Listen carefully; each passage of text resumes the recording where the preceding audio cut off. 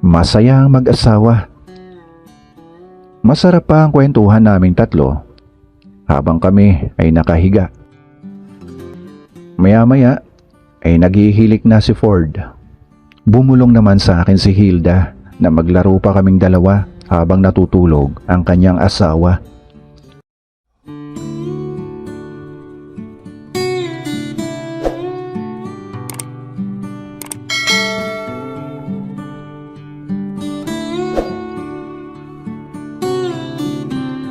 Nang mga sandaling yon ay panay ang tawag sa akin ng mga malapit kong mga kaibigan.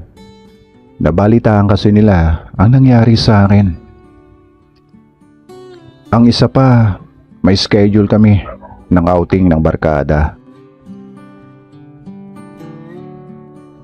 Pero malayo pa yon. Ang dahilan lang talaga ng pagtawag nila sa akin ay ang pag-aalala nila sa akin.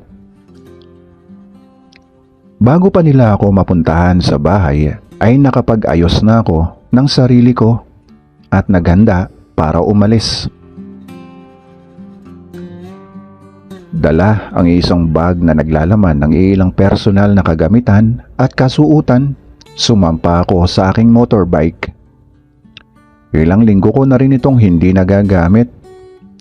Sa kadahilanang nawalan ako ng ganang kumilos at mas ginusto ko nasa loob na lamang ng bahay.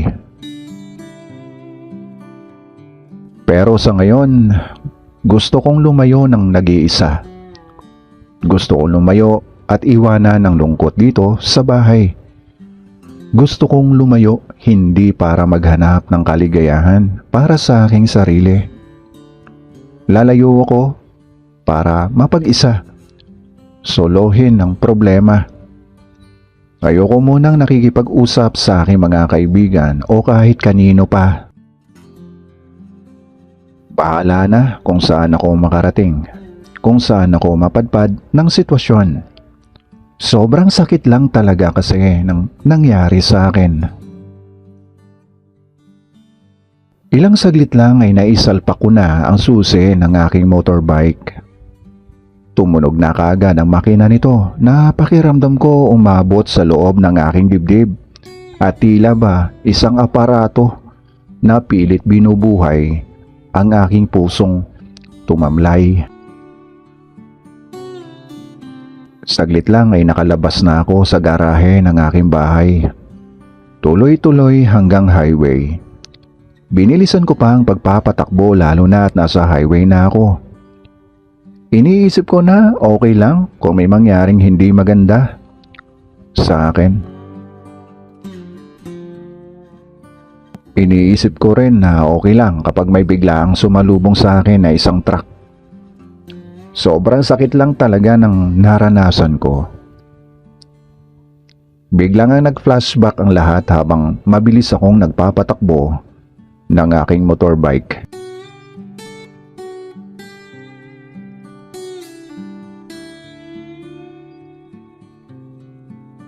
Si Aya, isang taon din kaming nagsama sa bahay. Na-meet ko siya sa isang event na dinaluhan namin ng aking barkada. Isa siyang car show model at isang sales agent ng isang kilalang brand ng sasakyan. Unang kita ko sa kanya, kaagad nga na nahulog kaagad ang loob ko. Napakaganda niya, kaya ginawa ko ang lahat ng paraan para makilala ko siya. Hanggang sa pareho na kaming nagkagustuhan. Marami na rin akong pinagdaanan na mga relasyon at halos lahat ay hindi naging maganda ang kinauwian. Meron naman ako stable na business at maganda naman ang financial status ko. Nakabili na rin ng sariling bahay. Malungkot nga lang kasi solo ako. Mas pinagtutuunan ko ng panahon at oras ang aking negosyo.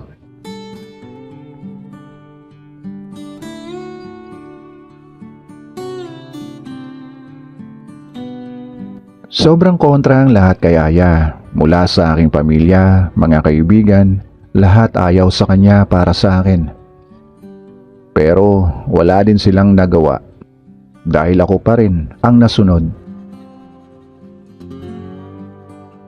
Ipinagtapat naman ni Aya ang lahat sa akin tungkol sa buhay niya. May anak na siya at isa siyang single parent. Tanggap ko, mahal ko siya at hindi issue sa akin yon.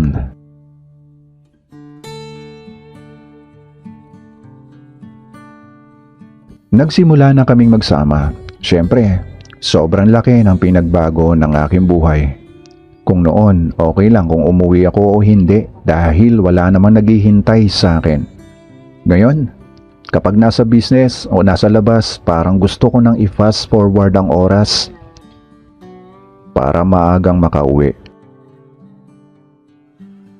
Kung noon, kakain muna ako sa labas o di kaya mag-uuwi na lang ng mga instant noodles o kung ano man ang pwedeng mailagay sa microwave para may makain. Ngayon, pagpasok pa lang sa pinto ay maaamoy na ang nilulutong sinigang na baboy. Noon tuwing gabi, kontento na sa kumot at ekstrang unan para pangontra sa ginaw. Ngayon, hindi na kasi meron ng katabi sa pagtulog. Naging makulay ang buhay ko dahil kay Aya. Kung dati sa tuwing sumisikat ang araw sa umaga, natural lang naman. Sa ngayon, mas na-appreciate ko na kung bakit siya sumisikat at lumulubog sa hapon. Mas masaya na ang buhay dahil may kasabay na sa lahat ng mga bagay na gagawin. Sa pagkain, sa pagtulog, hanggang sa pagligo. Hanggang sa nakasanayan na namin ang ganitong buhay. Mag-rides ng malayo para marating ang tahimik na lugar at masolo ang isa't isa.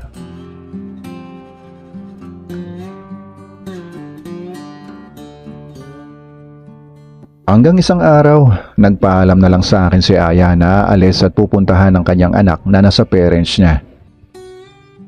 Isama mo na lang dito, babe. Masayang-masaya naman si Aya sa sinabi ko at nangako na babalik kaagad. Kaagad naman siyang bumalik, kasama ang kanyang anak.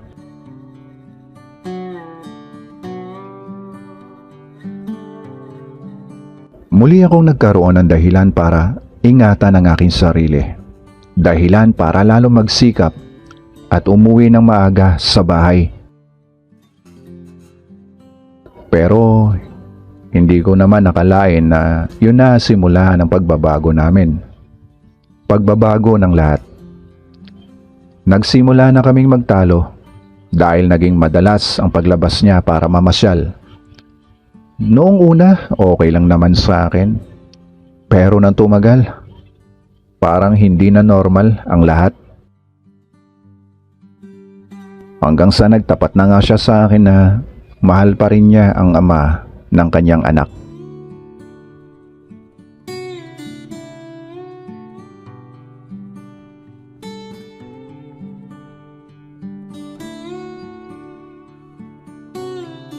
Namalayan ko na lamang na malayo-layo na rin ang aking narating. Nakailang toll gates na rin. Piniga ko pa ng gusto ang silenyador ng motor ko. Hanggang sa mapadaan na ako sa isang beach resort. Dito ko na naisipang magpahinga. Kung hindi ako nagkamali, ito ay nasa bahagi na ng Batangas. Kaagad na naghanap ako ng mapaparadahan ng aking motorbike. May sumalubong naman sa akin na isang lalaki na sa palagay ko isa sa mga staff ng resort. Pumili ako ng pribadong cottage na gawa sa mga kawayan na materyales. Maayos ang loob nito, may magandang higaan, may sariling bathroom. Kasya ang 4 na katao, air condition pa ang kwarto. Plano kong dito na magpalipas ng aking lungkot. Naghanap na lang muna ako ng makakainan. Nagawi ako sa isang resto na nagsiserve ng mga lokal at exotic na mga pagkain. Pero mas pinili ko na lamang ang kalderetang kambing at konting kanin, tapos sinamahan ko ng 2 bote ng beer. 2:00 na rin kasi ng hapon at mainit pa rin. Mabuti na lang at medyo humahangin at maraming mga puno ng niyog na nagsilbing mga lilim. Matapos akong kumain ay sinimulan ko ng inumin ang in-order kong beer. Nang may napansin naman akong isang lalaki na nakasuot lamang ng sando, jersey ng NBA team, Miami Heat ata. Tapos nakasuot siya ng baseball cap. Na halos nakatakip sa kanyang mata ang visor nito, pero paminsan-minsan ay lumilitaw ang mga mata nito na nakikita kong sa akin siya nakatingin.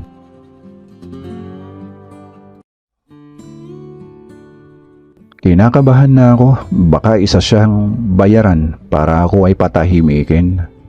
Sa bagay, wala naman akong alam na magiging dahilan para gawan nila ako ng masama. O di kaya, isa siyang magnanakaw? Hold-upper? Binayaran ko na lang ang mga in-order ko at binitbit ang isang bote ng beer at naglakad na ako malapit sa tabing dagat na nasa ilalim ng puno ng niyog. Umupo ako. Medyo nailang kasi ako sa lalaking nakatingin sa akin. Mukhang sa tingin ko ang kanyang edad ay nasa 40s na rin. Muli nga ay napansin kong palubog na ang araw. Marami na akong nakikitang mga tao sa paligid. Bigla na namang nanumbalik sa aking isipan ang nangyari sa amin ni Aya. Halos tumulo ang mga luha ko sa sobrang lungkot na nararamdaman ko. Nagdagdag pa ang tama sa akin ang iniinom kong beer. Hindi ko na nga napigilang tumulo ang mga luha ko. Hanggang sa tuluyan ng lumubog ang araw, nakaupo pa rin ako sa buhangin. Nakatulala, nag-iisip, iniisip pa rin ang nangyari. Bakit nangyari? Ibinigay at ginawa ko naman ang lahat, pero hindi pa rin sapat. Nang bigla ko na namang napansin ang lalaki kanina sa restaurant. Para bang may hinahanap. Natandaan ko siya dahil ganun pa rin ang suot. Habang hindi pa niya ako nakikita, tumayo na ako at dali-daling nagpunta sa restaurant. Pero habang naglalakad ako ay naramdaman kong sinundan niya ako. Kaya naghanda ako sa maaari niyang gawin sa akin. Nang biglang hinawakan niya ako sa aking balikat, mabilis kong nahawakan ang kanyang kamay at kaagad kong pinilipit. Sa sobrang sakit ng ginawa ko ay bumagsak siya. Napasigaw siya sa sakit. Hindi ko siya binitawan. Meron din kasi akong alam pagdating sa martial arts.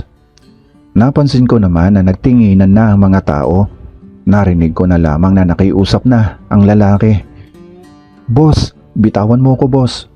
Wala naman akong balak na masama sa'yo." Bago pa maglapitan sa amin ang mga tao at baka may kumuha pa ng video, ay binitawan ko na siya.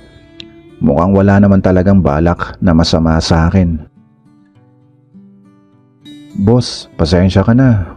Gusto ko lang namang makipagkaibigan. Dayo lang din kami dito. Ayos-ayusin mo, kinikilos mo. Wala akong panahon sa'yo." Iniwan ko na siya, tumuloy na ako sa resto. Umupo ako. Pero talagang makulit ang lalaking ito. Sinundan pa rin ako. Kinausap ko na para matapos na. Mukhang mabait naman. Makulit lang talaga siya.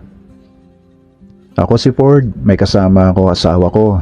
Taga Quezon City kami. Ako naman si Vlad, taga Makati ako. Napadpad lang ako dito at wala akong kasama. Malakas ang convincing power nito ni Ford. Madaldal kaya nakausap din niya ako. Umorder na rin siya ng pagkain at inumin. Kinuha niya ang cellphone niya at may tinawagan.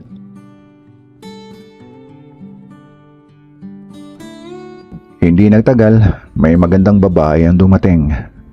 Nakasuot lang na maiksing short at blouse na kulay pink. Nakasuot din ng cap.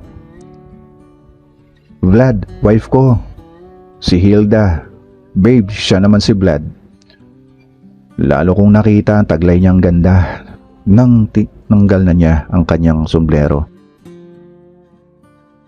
Mas pinili ko na lamang makinig sa kanila. Saka lang ako nagsasalita kapag may itinatanong sila sa akin. Empleyada ng isang airline company si Hilda at si Ford naman ay negosyante. Si Ford ay nasa 45 na ang edad at si Hilda naman ay nasa 30 lang. Naghahanap lang daw sila ng makakasama mamayang gabi. Habang kausap ko nga ang dalawa ay napansin ko na sobrang friendly nila. Kaya hindi ko rin maiwasan na mag-isip na baka miyembro ng Budol Gang tong dalawang to. Pero ano naman ang makuha nila sa akin? Yung motorbike ko? Ang konti kong dalang pera? Malabo naman ata yun. Nakisama na lamang ako sa dalawa pero andun pa rin ang pag-iingat. Hanggang sa in-invite na nila ako sa place nila. Napaisip pa ako pero pati si Hilda ay nagsalita na rin. Come on Vlad, join us. Mag-isa ka lang naman, di ba? Hindi ko alam kung paano ako napapayag ng dalawang to.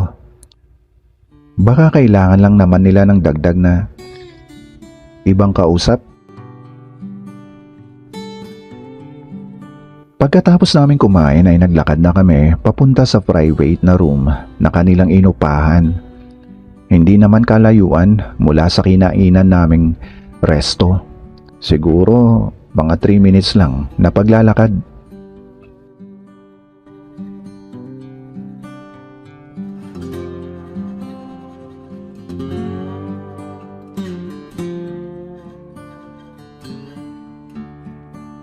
Habang papalapit na kami, napansin ko naman ang isang magarang kotse na nakaparada. Isang Porsche 911 Carrera. Napawaw na lang talaga ako. Sa inyo ba to? Yes, Vlad. Gusto pa sana naming mas malayo pa marating kaya lang maliit lang ang time para magbakasyon. Kaya dito lang kami sa malapit. Salita ni Ford. Pumasok na kami sa loob ng pribadong room na nakuha nila. Kami lang talaga ang tao. Pagkatapos ay naglabas ng mamahaling alak si Ford. Isip ko, tamang-tama ito. Lununurin ko na lang ang sarili ko sa alak na ito. Kaagad nga ay nag-start na kaming mag-inom. Binuksan naman ni Hilda ang maliit na Bluetooth speaker at nagpatugtog ng mga musika ni Bruno Mars. Hindi naman niya nilakasan masyado, sakto lang. Kaya pasok na pasok sa utak at sa puso.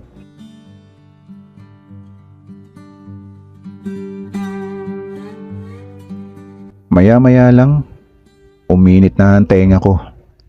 Napansin ko na rin na namumula na pisngin ni Hilda at ni Ford. Palatandaan na tumama na rin ang alak sa kanilang dalawa.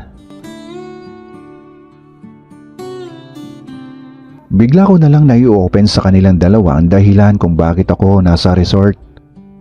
Naikwento ko ang tungkol kay Aya.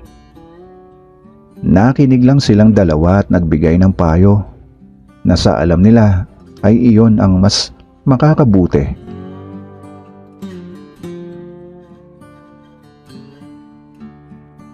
Hanggang sa napansin ko na lamang nakatabi ko na si Hilda.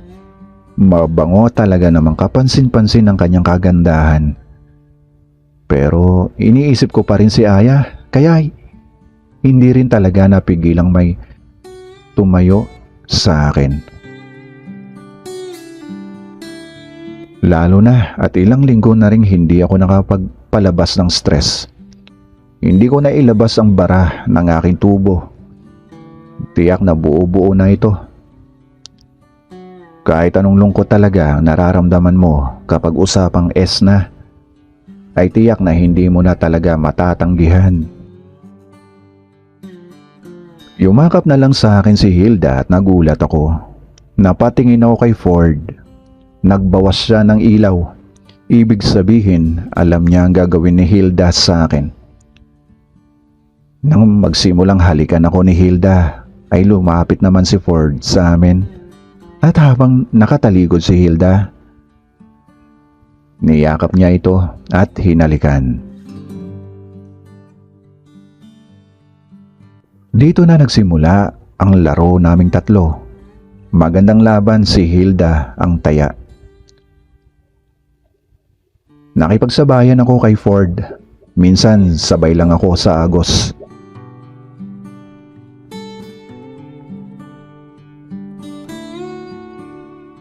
Hanggang sabay na kaming tatlo natapos. Pakiramdam ko na ilabas ko ang lahat ng aking inipon ng ilang linggo. Masaya ang mag-asawa. Masarap pa ang kwentuhan naming tatlo habang kami ay nakahiga.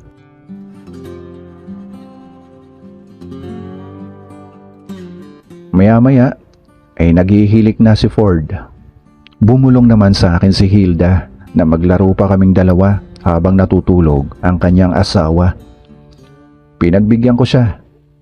Enjoy kaming dalawa.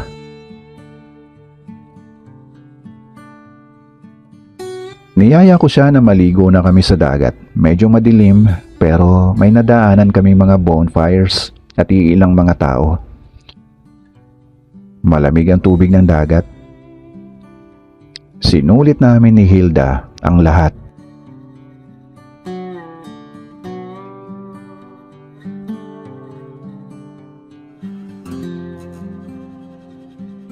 Pagkatapos namin ni Hilda ay para bang nahimasmasan ako.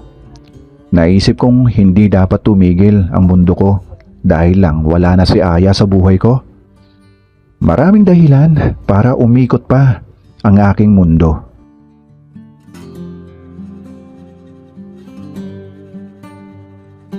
Nagpaalam na ako kay Hilda na babalik na ako sa room ko. Pero pagkatapos maligo at mag-ayos ng sarili, sumampa na ako sa motorbike ko at bumiyahin na ako pabalik.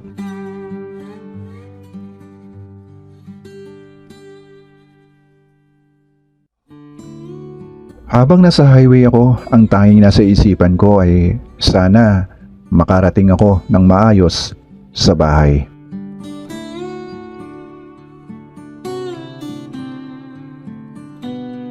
Umaga na nang makarating ako sa bahay namin sa Makati. Nagulat ako dahil bukas ang pintuan. Maingat akong pumasok dahil baka may magnanakaw na nanloob habang wala ako.